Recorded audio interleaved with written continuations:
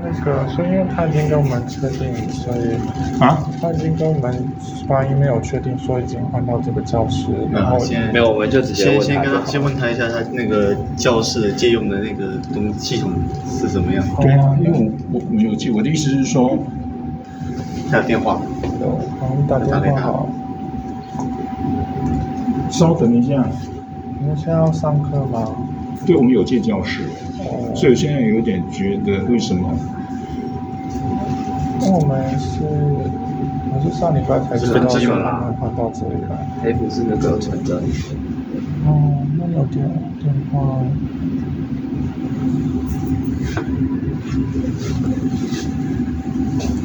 232。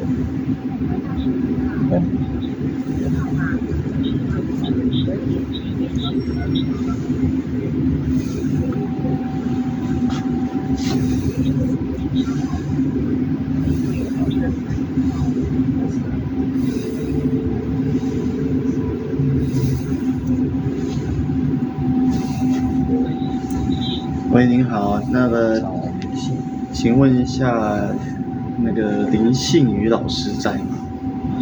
啊，那个这里是那个英语口说日英语绘画课，然后，我们在，对，我们目前这个教室有人要用，而且我们有借啊，要借到也是一样借到学校，我们借2个礼拜，这个礼拜跟下个礼拜，他们要借2个礼拜，对。不是我们要借，已经学校有核准了，对所以我就想说，就是他们已经借了这个教室2个礼拜了，所以说，好，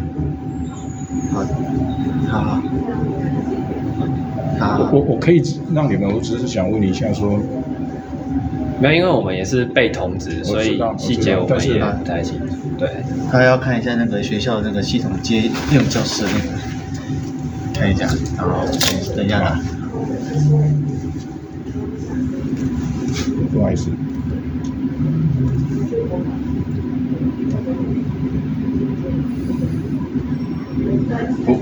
我们可以到别的地方，我只是想说，我想要知道，所以如果是这样的话，那我们是不是我要通知他们，下礼拜也不能在这里，这样有意思吗？对。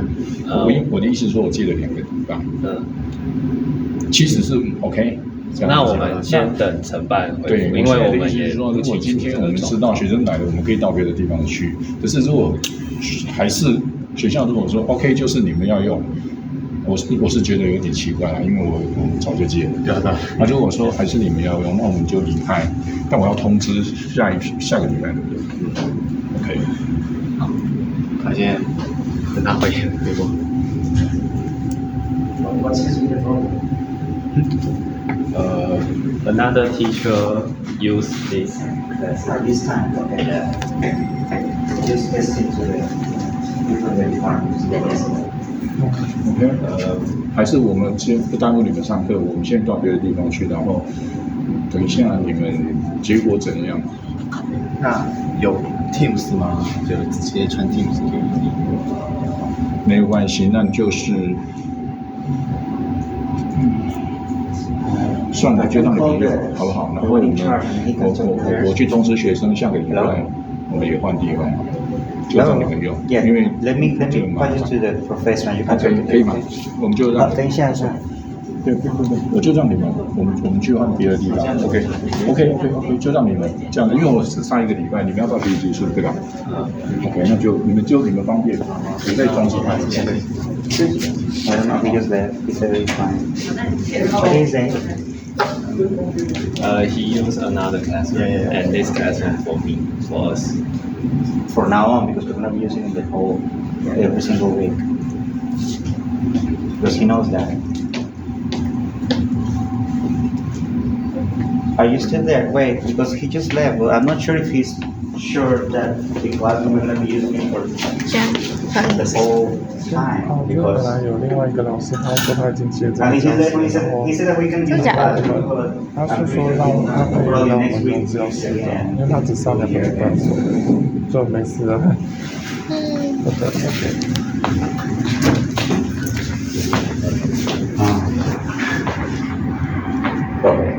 Okay.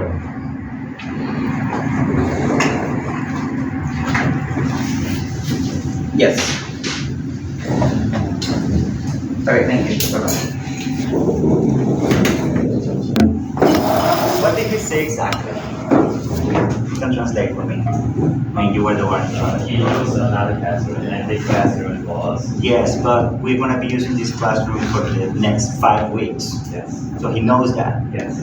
Okay, but that's the only part that I want to be clear, because then next week is going to show us up again. We're going to have the same problem. Okay, good. Everything is sorted out.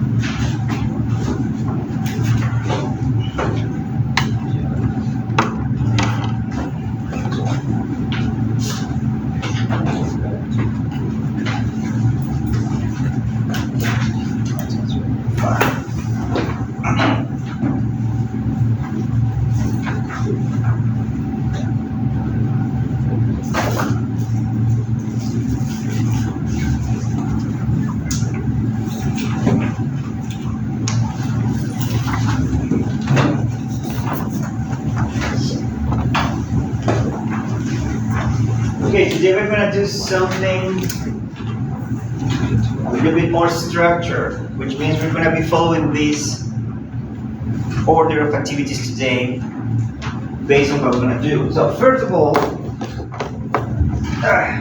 you have a questionnaire right at the top. Say introduction questions. By the way, the title of the lesson today is How I Use Daniel Teacher. You will watch the video later. I'm gonna just give you an introduction of what you have to do today. So first we have 7 questions right at the top. William, can you read the first one?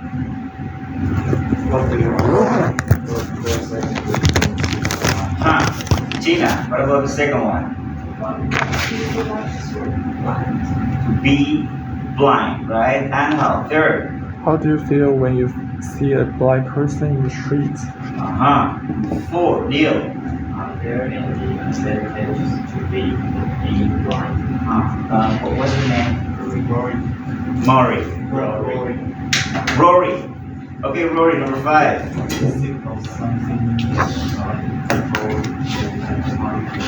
Okay, the number 6 reads, how do blind people navigate the world? And number 7, what do you think would be the most difficult thing for a blind person to do? Okay, I will give you 10 minutes to think about these questions.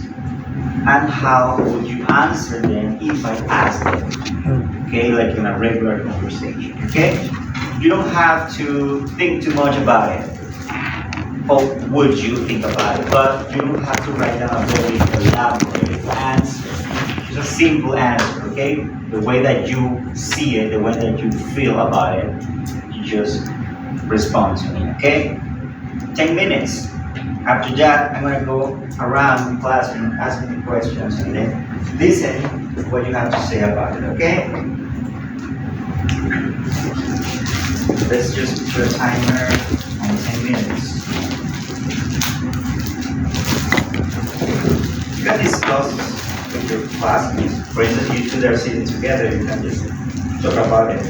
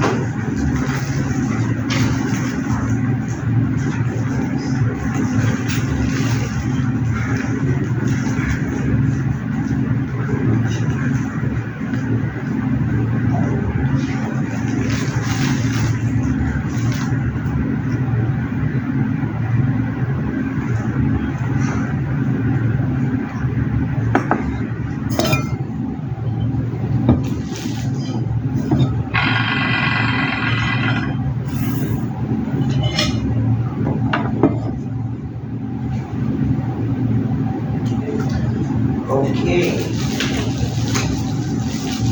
Great, let's start talking about this subject. These are introductory questions because later on you're gonna watch a video, a presentation about these topics. And then we're gonna discuss questions after that. But let's just get into the subject first, okay? Leo, question 1. What do you call a person who can't see? Blind man. Blind man. What happens if it's a woman? Blind woman. Blind person encompasses both, right? Like a blind person, someone that can't see. Now, there's a difference between someone that cannot see at all and someone that is visually impaired. What do you think is the difference between those two? Rory. Blind, visually impaired. What's the difference? Blind.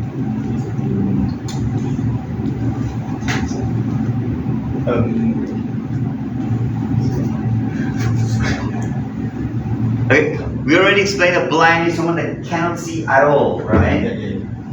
But a visually impaired, I forgot to bring my marker.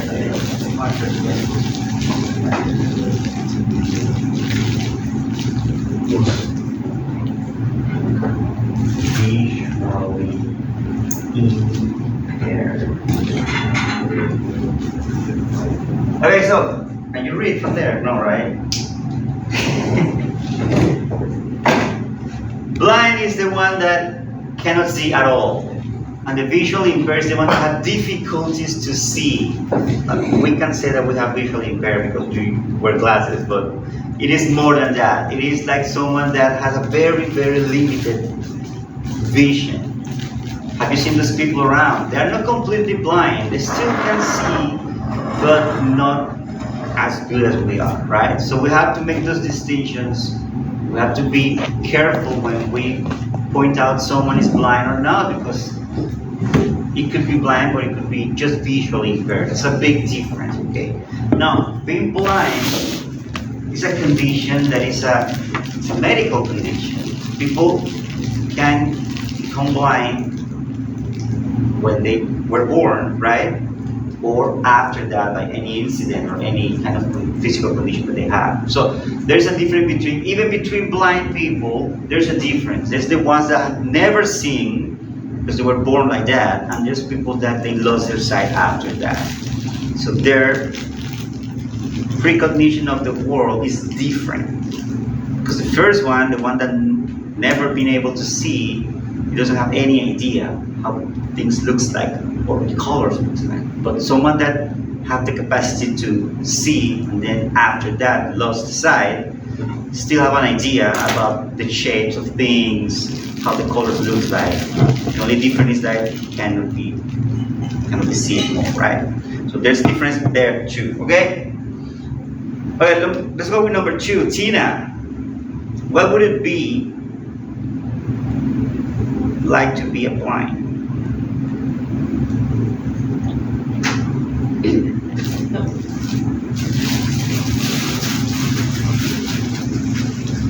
Number 2, what would it be? Will it be good? Will it be bad? Will it be sad? Will it be what? Maybe be sad. And I can see everything. They cannot see anything. They can't see everything. They cannot see anything. Okay, yeah, it will be sad, right? What do you think, Anna? I think it's not that bad because, like, if you want to watch a movie, there's something like a double description for blind person that they can use their imagination to watch a movie. Yeah, and they have a very good sense of listening, and they can use their ability to do something they like.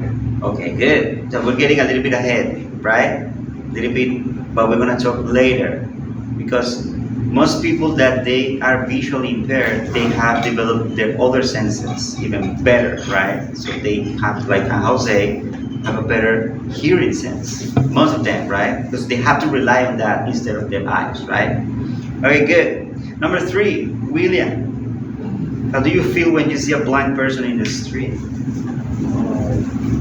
worry about them. You worry about them. Why do you feel worry about them? I worry they do something wrong and they don't know.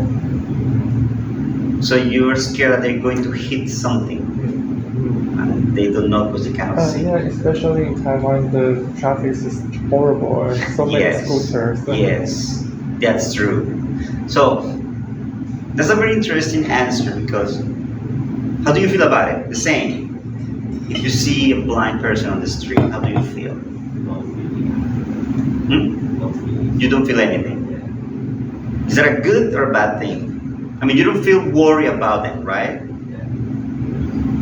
Okay. I think the person who can't see, he is a normal person. Okay. Good. That's a good way to put it too. Yeah. There's so many reasons to believe that they can do everything that we do. I mean, of course they cannot see things, but besides that, they can live a normal life, I guess. So we have the opposite spectrum. So he feels worried and he is okay because, I mean, he doesn't feel worried because he feels that they can do everything that we do, basically, right? It's a very interesting concept because I have seen a lot of like visually impaired students around campus. And not just here, also outside, when you encounter them like in the metro or on the streets, people tend to sway away from them. You know what I mean, right? They move away from them. Do you think it's because they are worried or because they are scared of them? Because there's a difference between being scared and being worried. What do you think is the case? Worry about it. You're worried. Worried. What about here? A little bit worried, but I feel they have a very positive for themselves, so we shouldn't feel sorry for them. Instead, we have to be respect them. Yeah. A little bit worried, but at the same time, you know that it's not that good to be too worried about them because we need to have confidence that they can do things like Leo mentioned, right? How do you feel about it, Rory? Worry too. Now the question here is like you're worried for them or you're worried because of you are worried. It's a difference. There's a big difference there. The reason that I'm bringing this up is because most of us, and I include myself, we are not actually equipped to deal with that kind of person, with a situation like that, because we all can see. Unless you have like a family member or a close friend that is a visually impaired person, you don't have the tools to navigate the world like they do, right? So most people, they feel worried about them, but at the same time you feel a little bit scared because you don't know how to react if something happened to that person. Do you understand my point? You know that if they are crossing the street, the most sensible thing to do is help them to cross the street, right? But how many of us has actually tried to do that? Have you? Have you? Have you? You? Nobody. Because we're scared how the person is going to react. We're scared how we're going to handle the situation. What happens if we don't know how to, and then put both in danger, you know? That's why people move away. They move away because they don't want to be in the way of them. They don't want to stop on you, right? But you also move away because you don't want to deal with the situation if something like that happens. You get my point? You doesn't seem to get my point. You're still thinking about it. Are you?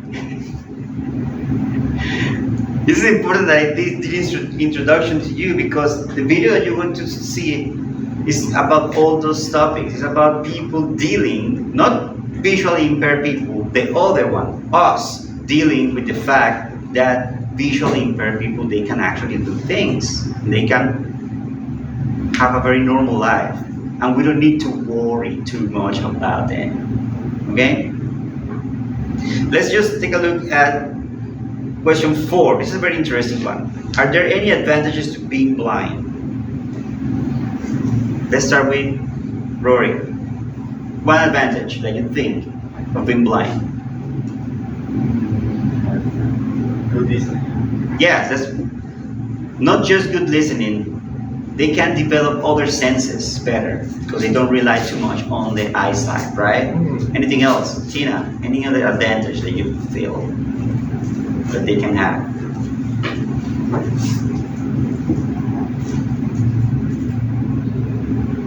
Maybe they don't see some scary events. For example, car accidents. Okay, that's a very interesting observation. They don't feel scared about so many things because they cannot see. They cannot see. Yeah. They cannot see the horrors of the world, right? So they can be scared of those things. I never think about it, but now that you mention it, yes. I mean, if you don't know how a monster looks like, you cannot be scared about it, right? Makes sense. Okay. Any other one, William? Advantage.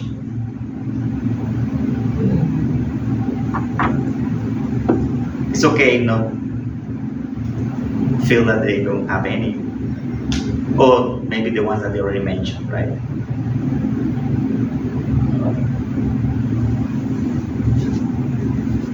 They don't have to.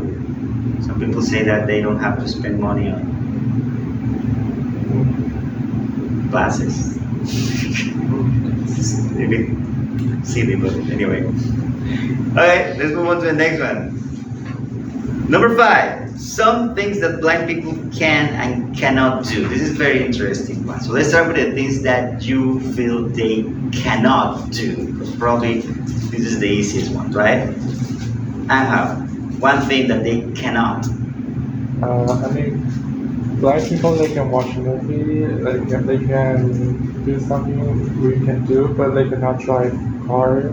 Well, one thing that they cannot do. Just give me one thing. They cannot drive a car. For sure they cannot, okay? There's no way that a visually impaired people is gonna be behind a steering wheel. It's too dangerous, right? And you rely too much on your eyesight when you drive. How many of you drive? None of you, not even scooter. What about bicycles? Bicycles, right? Even when you drive bicycles, you have to be aware of your surroundings, right? You have to be checking all the time. So yes, driving bicycles or cars or any vehicle is impossible for a visually impaired person. Okay? Leo, what else they cannot do? They cannot read normal books. They cannot read normal books. Important remark on the word normal, right? They still can read. You know, right? How? Touch. Yeah, they use a system. It's a sensory system based on the touch. It's braille system, okay? And it's like this series of dots. And then they can touch them, and then they can identify which letter it is, or which concept it is. I'm not so sure how it works in Chinese.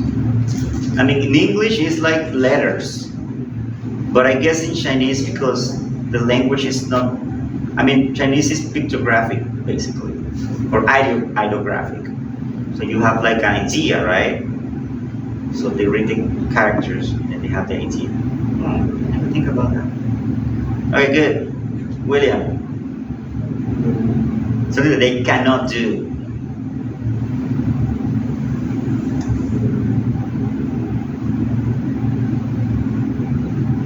Watch movie. Okay, obviously they cannot. Everything that relates with your eyes. Watch a movie, play video games, what else? Read a book, but they can read a book. They cannot see magazine. There's pictures in it, right? Okay. Okay, now the opposite, things that they can't do. Rory. You can.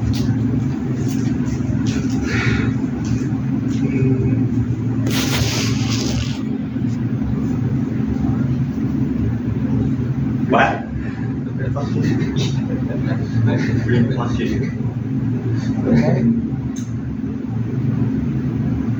Like past the airport for convenience.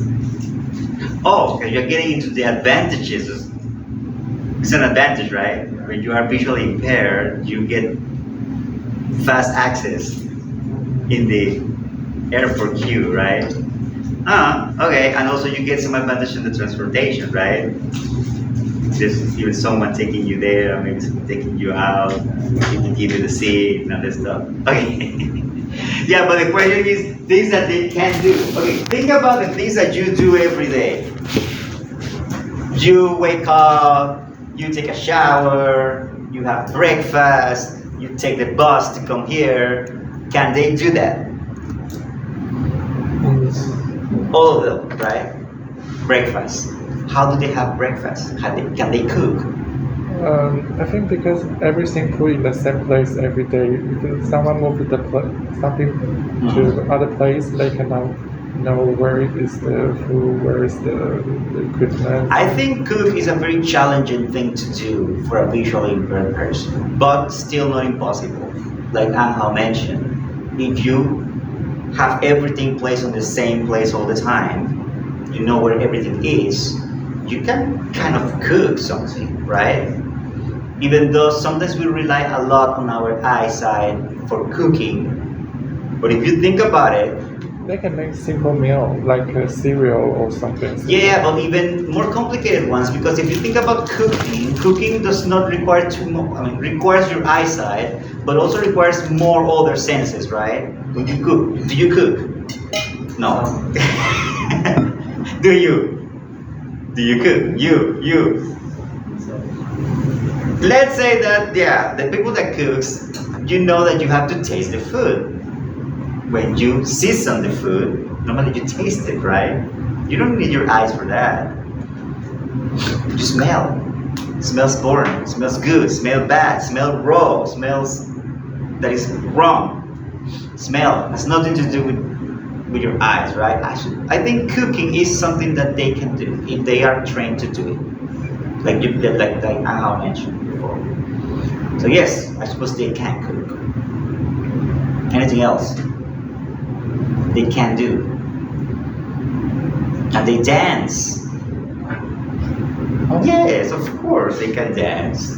They can dance. They can hear to the music and then they can just follow the rhythm and do it.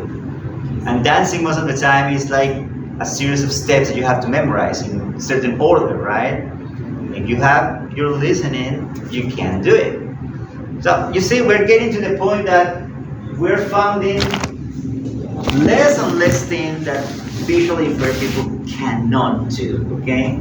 There's a lot of things that they still can do.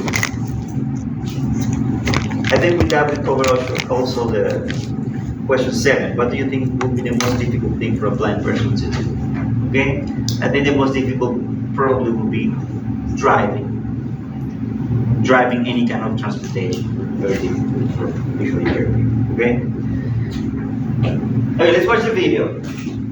Because we have to discuss a lot after that. The video is 13 minutes longer, so I think it's perfect just before the break. Let's watch together.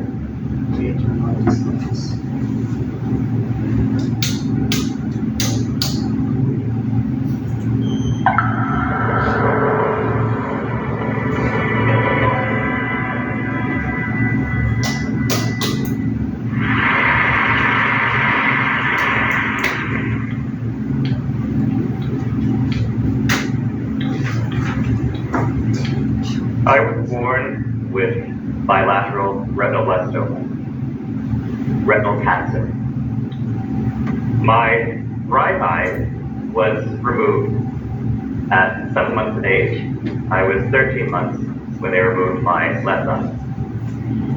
The first thing I did upon awakening from that last surgery was to climb out of my crib and begin wandering around the intensive care nursery. Before we continue, take a look at the questions that say discussion questions. There are 7 questions over there, right underneath the statement that says shows the video. Okay, so just take a look at those ones because you're gonna need the information that he's going to provide you to answer those ones. So keep those in mind when you are watching the presentation, okay? Probably looking for the one who did this to me. Evidently, wandering around the nursery was not a problem for me without eyes. The problem was getting caught. It's impressions about blindness that are far more threatening to blind people than the blindness itself. Think for a moment about your own impressions of blindness. Think about your reactions when I first came onto the stage, or the prospect of your own blindness, or a loved one going blind. The terror is incomprehensible to most of us, because blindness is thought to epitomize ignorance and unawareness, hapless exposure to the ravages of the dark unknown. How poetic. Fortunately for me, my parents were not poetic, they were pragmatic. They understood that ignorance and fear were but matters of the mind, and the mind is adaptable. They believed that I should grow up to enjoy the same freedoms and responsibilities as everyone else. In their own words, I would move out, which I did when I was 18. I will pay taxes. Thanks. And they knew the difference between love and fear. Fear immobilizes us in the face of challenge. They knew that blindness would pose a significant challenge. I was not raised with fear. They put my freedom first before all else because that is what love does. Now, moving forward, how do I manage today? The world is a much larger nursery. Fortunately, I have my trusty long cane, longer than the canes used by most blind people. I call it my freedom staff. It will keep me, for example, from making a undignified departure from the stage. I do see that cliff edge. They warned us earlier that every imaginable mishap has occurred to speakers up here on the stage. I don't care to set a new precedent. But beyond that, many of you may have heard me clicking as I came onto the stage with my tongue. Those are flashes of sound that go out and reflect from surfaces all around me, just like a bat sonar, and return to me with patterns, with pieces of information, much as light does for you. And my brain, thanks to my parents, has been activated to form images in my visual cortex, which we now call the imaging system, from those patterns of information, much as your brain does. I call this process flash sonar. It is how I have learned to see through my blindness, to navigate my journey through the dark unknowns of my own challenges, which has earned me the moniker, the remarkable Batman. Now, Batman, I will accept, bats are cool, Batman is cool, but I was not raised to think of myself as in any way remarkable. I have always regarded myself, much like anyone else, who navigates the dark unknowns of their own challenges. Is that so remarkable? I do not use my eyes, I use my brain. Now, someone somewhere must think that's remarkable, or I wouldn't be up here. But let's consider this for a moment. Everyone out there who faces or who has ever faced a challenge, raise your hands. Okay, lots of hands going up. A moment, let me do a head count. This will take a while. Okay, lots of hands in the air. Keep them up. Have an idea. Those of you who use your brains to navigate these challenges, put your hands down. Okay, anyone with their hands still up has challenges of your own. So we all face challenges, and we all face the dark unknown, which is endemic to most challenges, which is what most of us fear, okay? But we all have brains that allow us, that activate to allow us to navigate the journey through these challenges, okay? Case in point, so I came up here and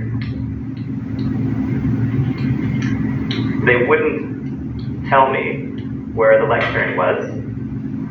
So you can't trust those TED folks. Find it yourself, they said. So, and the feedback from the PA system is no help at all. So, now I present to you a challenge. So if you'd all close your eyes for just a moment, okay? And you're going to learn a bit of flash sonar. I'm going to make a sound. I'm going to hold this paddle in front of me, but I'm not going to move it. Just listen to the sound for a moment.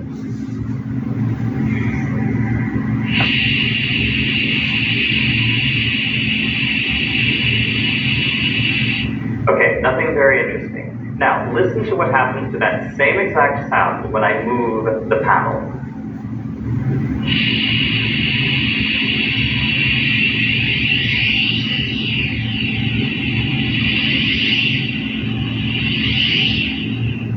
You do not know the power of the dark side. I couldn't resist. Okay, now keep your eyes closed, because did you hear the difference? Okay, now let's be sure. For your challenge, you tell me, just say now, when you hear the paddle start to move. Okay? We'll relax into this.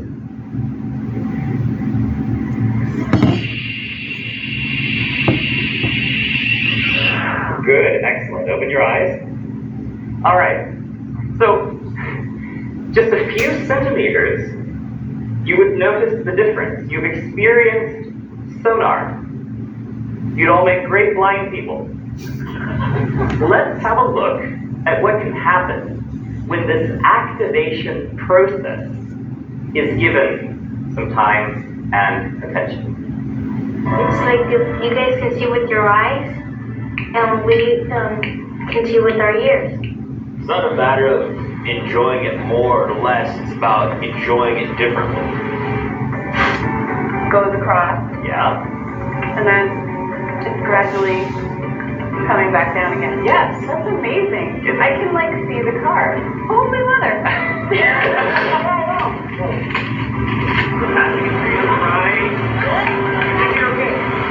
I love being blind. If I had the opportunity, honestly, I wouldn't go back to being sighted. The bigger the goal, the more obstacles you face. And on the other side of that goal is victory. Stop.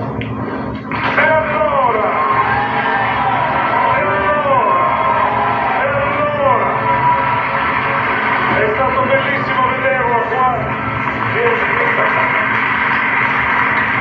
Now, do these people look terrified? Not so much. We have delivered activation training to tens of thousands of blind and sighted people from all backgrounds in nearly 40 countries. When blind people learn to see, sighted people seem inspired to want to learn to see their way better, more clearly, with less fear, right? Because this exemplifies the immense capacity within us all to navigate any type of challenge, through any form of darkness, to discoveries unimagined when we are activated. I wish you all a most activating journey. Thank you very much.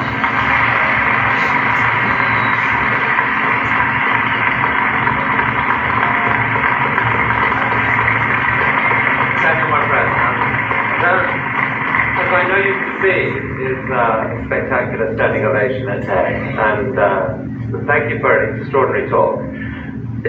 Just one more question about your world, your inner world that you construct. We think that we have things in our world that you as a blind person don't have. But what's your world like? What do you have that we don't have? 360-degree view. Okay, so my sonar works about as well behind me as it does in front of me. It works around corners. It works through surfaces. Generally, it's kind of a fuzzy, three-dimensional geometry. One of my students, who's now become an instructor, when he lost his vision after a few months, he was sitting in his 3-story house, and he realized that he could hear everything going on throughout the house.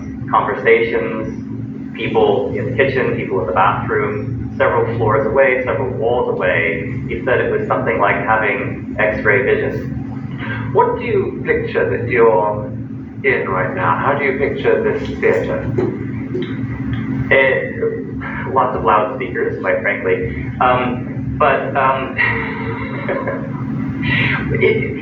It's interesting. When people make a sound, when they laugh, when they fidget, when they take a drink or blow their nose or whatever, I hear everything. I hear every little movement that every single person makes.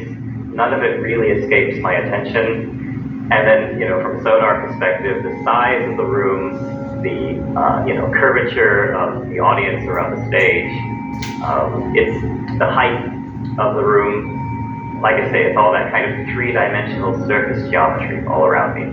Well, Daniel, you have done a spectacular job of helping us all see the world in a different way. Thank you so much for that. Thank you.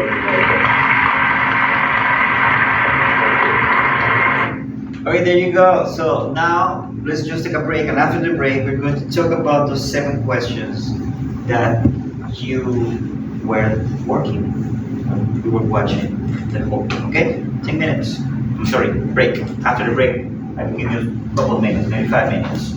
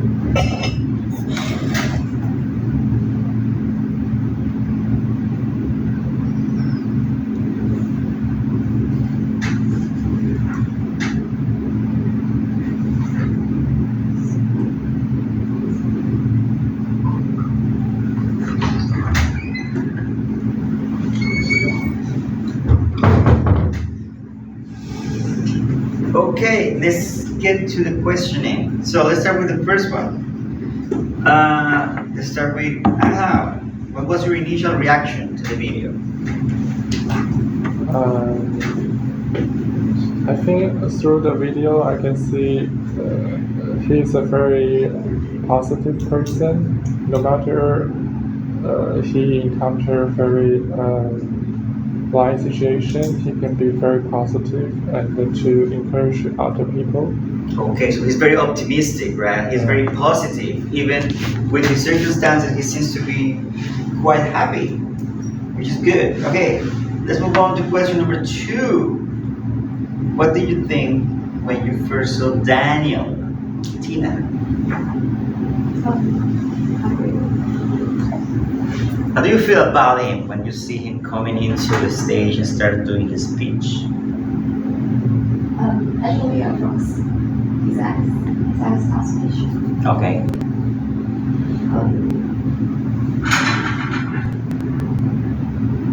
I don't have any thoughts about it.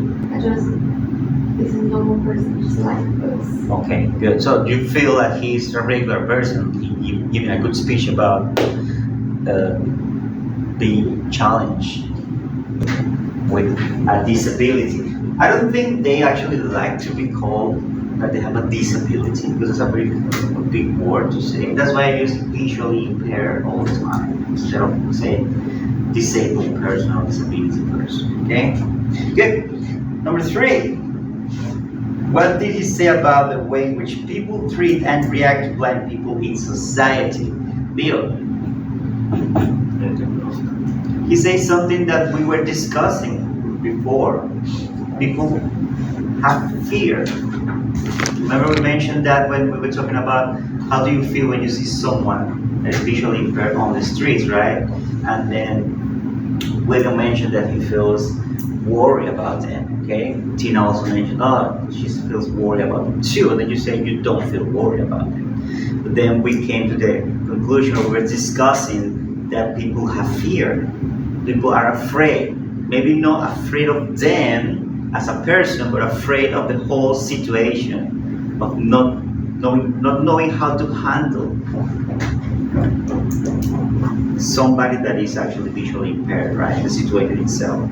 So he's mentioned that in society people tend to be fearful about it or feel sad about it. I mean, none of you mentioned like, oh, I feel sad about him. But some other students have done this activity with me before. They say, oh, I feel sorry about it. I feel so sad about it. And then you see this guy giving the speech. He's the opposite of a sad person, right? He's a very happy guy. He's very positive. It's the complete opposite. So people have that kind of like reaction. First reaction is feel sorry about it. And you have noticed that it's not the case, right? Okay, good. So, what's his message? What's he trying to accomplish with his speech? Who can tell me? Every speech has like some kind of like message that you want to convey to the audience. What is the message that he wants to tell us with his? Any idea, Rory? That is, blind person can be like normal people. Yeah, basically that's what he wants to tell us. That visually impaired people, they can have a regular life, a happy life as everybody else, right? They have challenges, but he mentioned that word very often, challenges. We are challenged, we face challenges, like everybody faces challenges in different ways, right? They are a little bit extra challenged, but that doesn't mean that they cannot be normal as we are, right? Good. Describe how he navigates the world. Who can answer that one? Remember, navigates here means moving around the one place to another. It doesn't mean sailing a boat, because some students say, oh, navigation means that you're riding a boat. No, it is about you moving from one point to another. Let's say that you wake up, you live nearby, right? How do you get here? By bus, walking. So you wake up, you left your place, you walk here, and you're to school. Who has to travel farthest? You need to take bus, right? Okay, so you walk here. You walk here too, right? No, I stay at home, so I have to take a. You need to take a bus. Take a metro. Yeah. What about you? You ride a motorcycle. I asked before who rides, and nobody's saying nobody rides. So you ride a motorcycle. Okay, so that is the kind of navigation that they're talking about. You have to ride your bike to come here. You need to take a bus. You walk here. So the question here is how he does all these things. Anybody can answer that one? Then he mentioned something very important. He talked about his cane. Remember, right? Stick. Help him to find the road. Yes, also he mentioned that his stick is longer than usual. If you notice, it was like a cane, right? Very big, right? And he used that to navigate, to feel the surfaces, to know how far or how close he is from something in particular, right? So that's how he navigates the world, using the sticks, right? And you can see the visually impaired students are on campus with their sticks all the time. Okay, so now he also mentioned, in addition to that, something that he does to know his environment, right? What's that? That's question number 6. It's like a system. Does anybody know? He makes noises like, right? And then he mentioned that he can determine how many people are in a room or how many doors are open just with the sound, right? So he called it a flash sonar. Just in number 7, he said, do you think you could use flash sonar? Flash sonar is, he mentioned Batman multiple times. So how do you think the bats actually see things? Because if you know, bats, they have very bad sight. I mean, the animals, they very bad sight. So how do they navigate? They can fly, they can do things, right? So they use a sonar. You know what a sonar is? You know what a sonar is? What is it?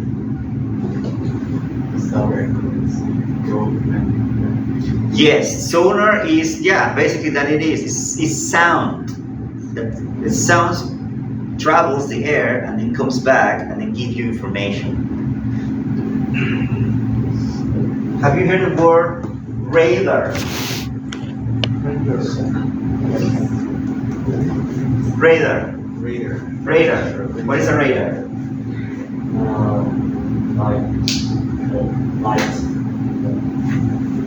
It's like a system that also tells you the position, right? But radars are based on what? Radars are based on light. Sonars are based on sound. Okay? So the radar, he has for instance, the plane, the airplane, they use radar and GPS systems, right? All the systems are based on light. But sonar is based on sound. Submarines, you know what a submarine is, right? Like this big thing that goes underwater. Submarines, they use sonars because there's no light underwater. So they use sound it's like a radar, but for underwater, okay? So it's the same that the bats use. So he's using a sonar to use sound to give him information back, okay? Good. Okay, now we're gonna do an exercise. I'm supposed to be writing this down, but I forgot. Okay, give me 1 minute.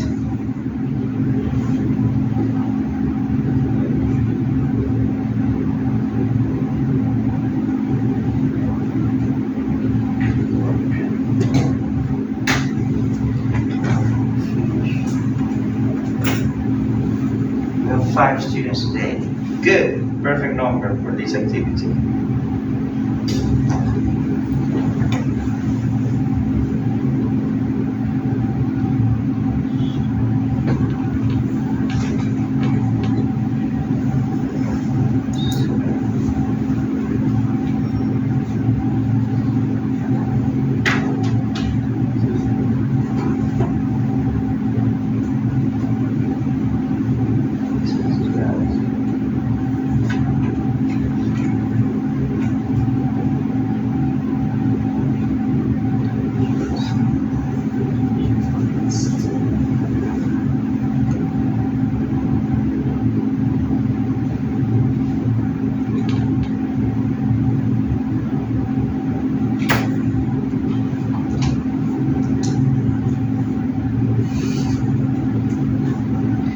Okay, we have been talking about senses.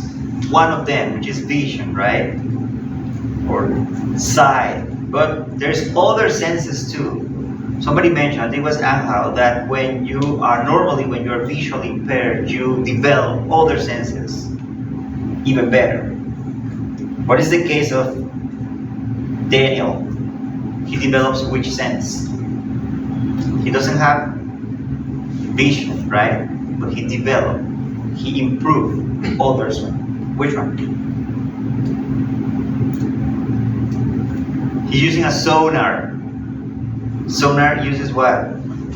Sound. So which sense he has developed? Listening or hearing, right? So his hearing is very good. Okay, now we have 5 senses. Which one are the other 3? We have sight, we have hearing, what else? Touch. Touch. Smell and taste, okay? Taste, smell, sight, hear and touch, okay? So each of you is going to be one sense.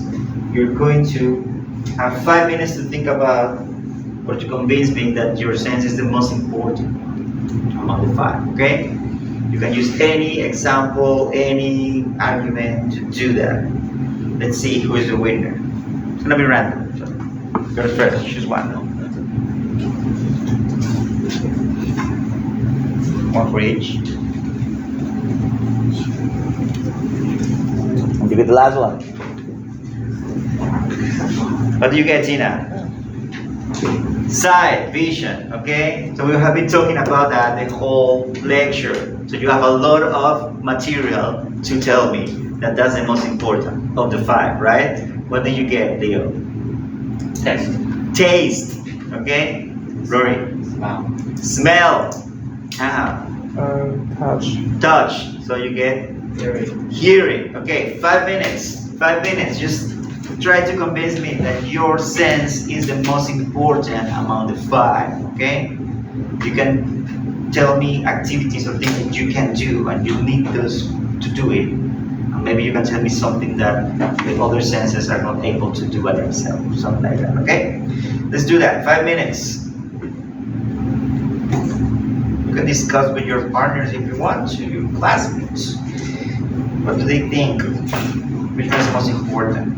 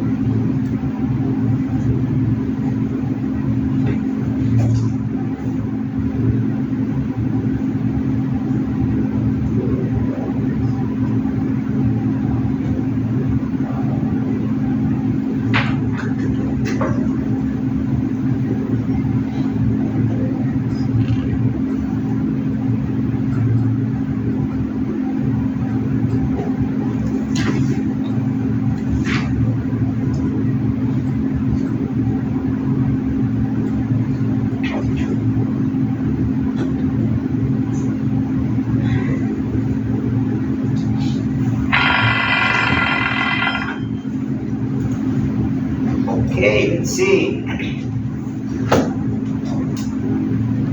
Who do we start with? We start with Tina. I started with you mainly because we have been talking about vision and sight since we started class. It will be easy for you to advocate towards yours as the most important. Okay, so you have to explain why your sense is the most important. Okay, tell me. I think it's important because I can read book to earn some knowledge. Maybe not only book, some essay or news. I can know the worst information, and I can travel around the world to see different sites. Okay. I'm also interested in some history or culture, so I can travel around the world to see different country history or cultures. Interesting. Travel. So normally when you travel, you go to see things, right? When you are making a list about the things that you want to do when you travel, one of the things is like sightseeing. Look at the landmarks, right? So if you cannot see, of course, traveling is a little bit. It would be, yes, definitely more difficult, but also it's gonna be boring because what's the point? I mean, if you say, oh, let's go to New York, yeah, we will be there, but I won't be able to see anything or experience New York like everybody experiences it, right? Interesting. Traveling. Landmarks. So there's no people to do landmarks. People tend to go to museums too when they travel, right? So museums are these kind of buildings that they are designed for you to see things. Now there's all the kind of museums, modern art, that experience all the things, all the senses, right? Like touch. Because I've been in those kind of like exhibitions. But mostly, if you want to enjoy like classical art, you need to see it. Otherwise, it's not gonna be able. You go to the Louvre in France, you want to see the Mona Lisa. You don't want to hear about it. You also mentioned something about study. Yeah. Like reading books and reading essays and stuff, right? Yeah. Now, study, that's a different story because you don't have to read the book to learn. You can just listen to it. How many people don't just listen audiobooks? They don't read them because they don't like to read. Do you like to read? Like actual read from the paper? Okay, that's just a rare occurrence because young people, they don't like to read. And if they read, it's like their reading is like comics. This is not actually reading, but yeah, that's the only thing that they actually see or read. But if you're giving a book, no. So some of them prefer to listen to the audiobooks if they have to, if they really have to. Otherwise, they just watch videos, people talking about the book, right? But watching videos, so yes, we need to see that. But this study is a little bit more, not that. It doesn't rely too much on sight. But traveling definitely yes, okay? Okay, good. Let's go with Leo. Which one is your sense? Taste. Taste. What do you think taste is the most important? If you consume too much sugar, you may get diabetes. if you ingest too much sugar, can you get diabetes, right? But taste helps you to taste. That is sugar, right? Yeah.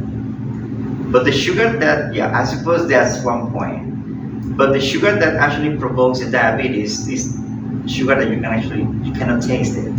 It's a sugar that is in dishes, like it's in things that you actually don't feel is sweet. It's just there. But that's a good effort. What else? That's the only reason. Taste, right?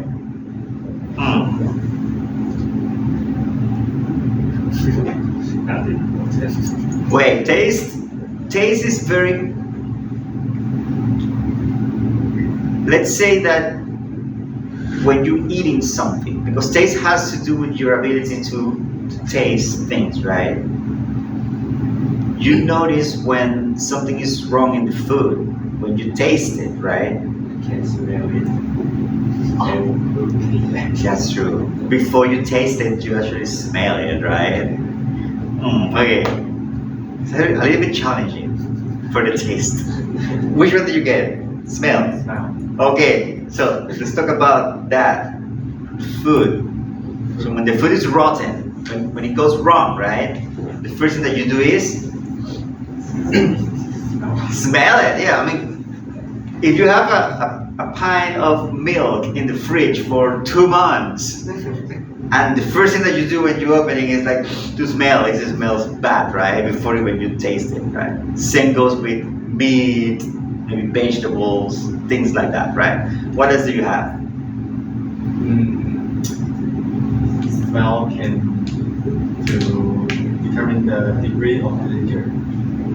Degree of injury. Danger. Like it's not bad, so. I mean, yes, it's like the food, right? But also, the smell has to do with social interactions too, right? What happens if you are around someone that smells bad? You probably don't hang out with that person, right? Because it smells bad, right? But if you cannot smell, is it a good thing or a bad thing?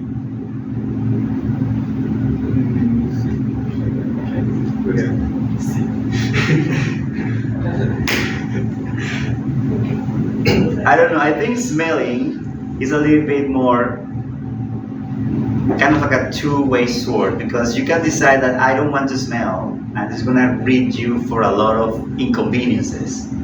Like you don't have to deal with people that smells bad, for instance, because you cannot smell them, right? But at the same time, you cannot actually rely on your smell to determine when something is wrong. Right? Which one is yours?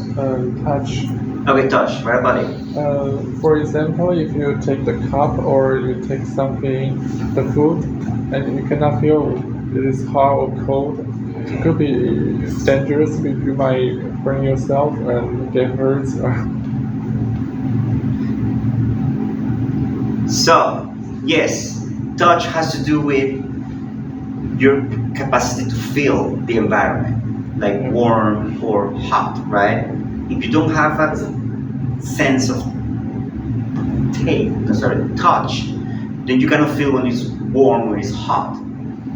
It could be kind of dangerous, right? You get into water and you know if it's cold because you cannot feel it, and then you just die because it's too cold, right? Your body's not telling you that. Or you have a fever and you cannot feel it because you cannot feel the warmth. So yeah, it's very important, especially for people that, we mentioned that before, visually impaired people, they can cook if they are very careful about it, but they have to rely a lot on these senses, these three. They have to taste, they have to smell, they have to touch, they have to feel the warm, the hot, right? In order to determine the things that they are doing. Good. Last one. I think hearing is important because if you change hearing, you can enjoy the music and your hard to communicate with other people. Okay. And you change attention about any danger around you. Yeah, that's very right too. Your hearing is very important too because it helps you to determine danger around you, especially if you don't have your sight to do that, right? Sometimes we have our sight, we can see, but if something comes from behind, the first thing that tells us is our hearing, right? But before that, our eyes can see it. So in terms of security, I think the listening one the hearing is very important. Maybe as important as vision, right? So now if you have to put them in a scale from 1 to 5, which one will be the most important? Like a consensus.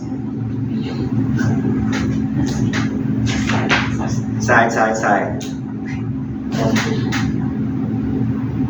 Which one? Touch. You feel touch is the most important? Yes. Good. What about you? I don't know. Choose one. One of the 5 senses that you feel is the most important. These 3 have chosen sight. He chosen touch. Which one? Maybe touch. Maybe touch. Touch too. That's very interesting that you choose, both of you chooses touch. Okay, I'm gonna show you something. There is a very good movie called The Perfect Sense. We're gonna watch the trailer, and it's very interesting that you mentioned something about. I watched this movie 3 times. Huh? I watched this movie 3 times. It is very good. Yeah. It is a very good movie. Huh? It is a very good movie. It talks about like a pandemic, and this happens before COVID actually, the movie. A pandemic in which people systematically start losing their senses one by one. Then when they lose one sense, it comes linked with some kind of like emotion. Let's say, I don't remember exactly, when you lose, I remember when you lose like your hearing, you became very sad for a while. Then the sadness passed, and you continue with your life, and then after a few months, you lose another sense, until the whole humanity loses all the senses. So it's a very interesting concept. And the good thing about this movie is like shows you how people, they actually can overcome the difficulties, the challenges, and keep their lives goes on. So let's watch the trailer. There are men. One day, son, you'll be in love. You'll be miserable. There are women. I'm Michael. I work in the restaurant there. Are you hungry? There is hope. I've met someone. What do you do when you're not eating? There is darkness. Occupation very aggressive.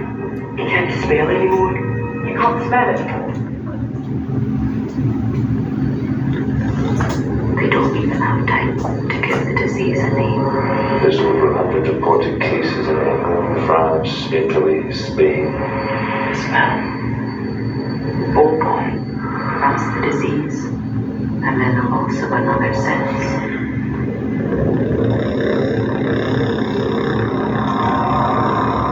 We just like all illness.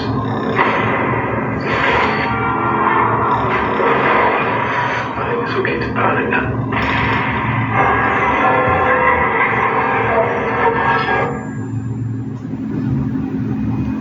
What should we do?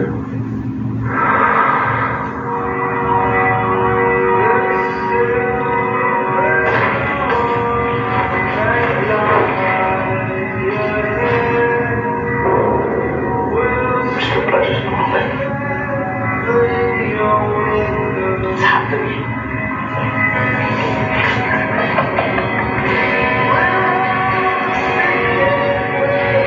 That's how the darkness descends upon the world. It wasn't me. It was the disease. I need you to come back to me. But first, the shining moments to offer warmth, acceptance, love. Without love, there is nothing.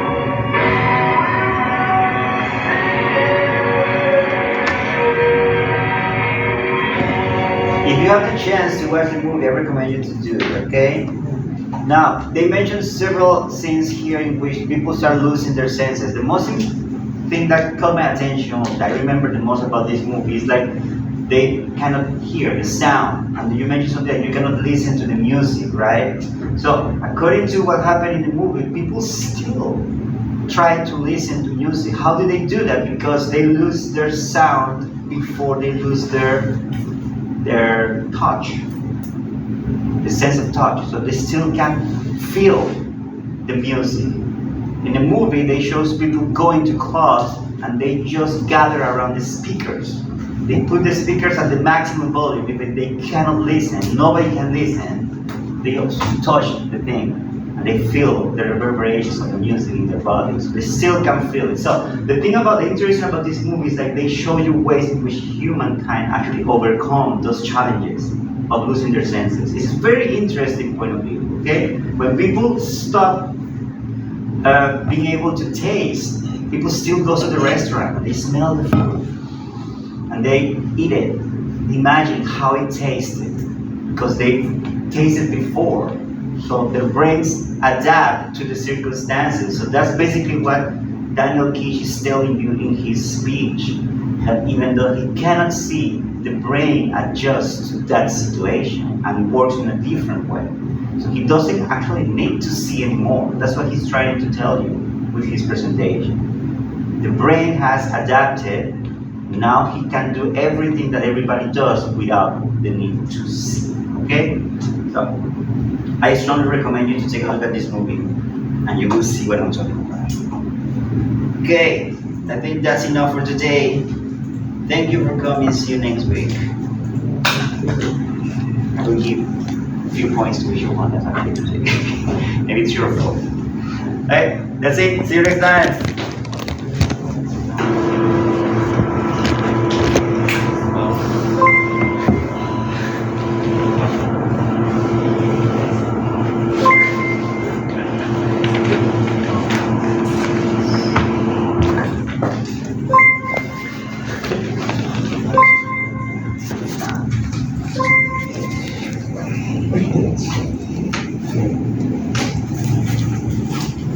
Thank you.